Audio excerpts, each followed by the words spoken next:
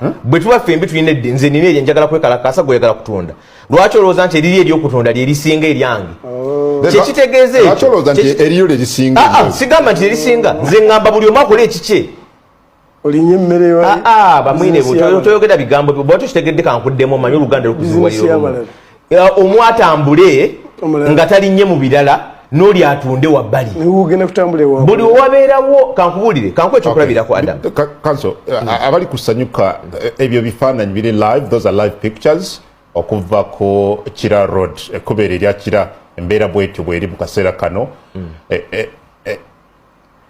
Adam kibayita okuluŋŋamya ebitongole bikumadde bigamba muyite wano mutambule bwe muti abatunda temubakwatako atunde n'atambula atambule ennamugongo babeera ennamugongo enguudo ziggalwa n'abalina amaka oluusi nga balina kwetooloola n'abalina amaka kakati toyinza kugamba buli wabeerawo ene gathering waliwo ababeera abafunamu discomfort tufuna n'abantu oluusi nolaba omuyimbi nga alina convoy n'abayimiriza mu kkubo ne mukolaki so sigamba nti abeekalakasi balina okulinnya ebintu byabatunda wadde abatunda tebaliiko ku nguudo simanyi president ayekaca alinga mwami bamwine bakyalina Uganda eri eya92 KCCA be bakwata tekuli bantu batundira ku nguudo ku street gobalabako KCCA balabe bakwata well president yabawadde options yaga nti abagala okwekalakasa mukwatagana ne government muteeketeeko ba ku Sunday obawa ng'abantu batono mu kibuga nga tewali business zone kakati babagamba nti no bagala kuwa kiwandiiko speaker atula ku Sunday abesembabule bayonoona byani abesembabule bayonoona baani abalekakasa kasekikubo abaga nti maybe waliwo another motive ey'okwekalakasa kw'olunaku olwaleero batuufu oba si batuufu because abo batuza botwala kiwandiiko wa speaker of parliament do you need thousands of people genda nabo mu lukiiko lw'eggwanga olukulu anti abo nkugambye batuza mu bintu by'amiini ebya dikuri kyeyategeezanga nti Adamu yasalawo nti wentunuulira abamwino oyo alabika muzi wa misango bamugyeko omutwe kikitegeeza ekyo olwaliro amateeka ge tulimu gagamba eyo article 29 wedda gyayogerako egamba to demonstrate either alone or with others kakati kankuwa ekyokulabirako omukyala Fatuma Nansubuga w'Ekawempe yali bwogu ng'akuta ekipande ku parliament ogu bamukwata ekyokubiri omwami bamuyita Suna James yali bwogu ng'ayambadde t-shirt eriko nti no corruption in parliament omu bwati bamukwata abakyala ba MP women MPs abali batwala ekiwandiiko bali 9 omu 89 ojjukira police we bakwata so ekiriwo omuntu yenna bw'alowooza nti nno okugezaako okuba ofuna oponda agamba wise by a half nti kakati lwaki muli bangi eddembe lyange si gwasalawo nkya bwe ndikozesa bwembe nsobola okwekalakasa nga nzijeko esaati nsobola okwekalakasa nga nfuwa efirimbi nsobola okwekalakasa so kati lwaki ogamba nti lwaki otambula era netulaba ababiri ojja kungamba lwaki oleese Adamu yekka lwaki toleese okutu gwa Beyond the Newsroom nze Deni akuume atakuumira mpeera tusinkane Mungu ng'asiimye aibene Ssaabasajja Kabaka Wangala Maama Nnaabagereka agerekere Obuganda omutonza ggulu oyo agene mu maaso n'okubeera nga abankuumira mbeere bulungi banywanyi tusinkane ate era nga Mungu asiimye.